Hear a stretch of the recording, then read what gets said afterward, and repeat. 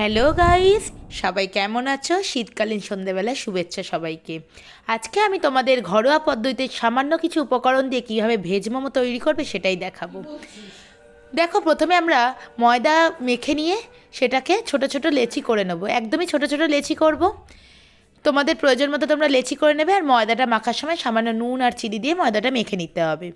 এইভাবে ময়দাগুলো মেখে নেওয়ার পরে কয়েকটা লেচি তৈরি করে নিয়ে এবার আমরা লেচিগুলোকে বেলে নেব।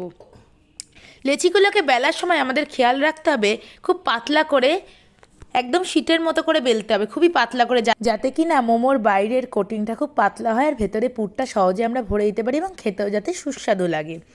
এরপর আমি পুরটা আগে থেকেই বানিয়ে রেখেছিলাম।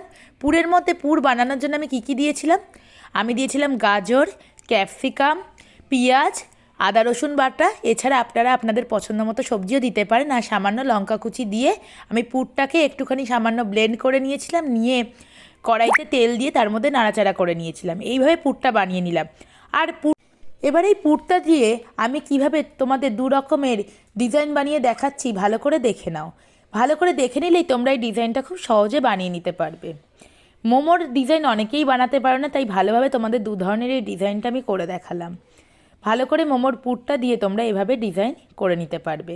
এরপর আগে থেকে গরম করে রাখা আমি যে বাটিটার মধ্যে, একটা বাটির মধ্যে জল নিয়েছি এবং তার উপরে ফুটো ফুটো থালা দিয়ে ওপরে ঢাকা দিয়ে ওটাকে স্টিমের জন্য গরম করতে দেওয়া ছিল।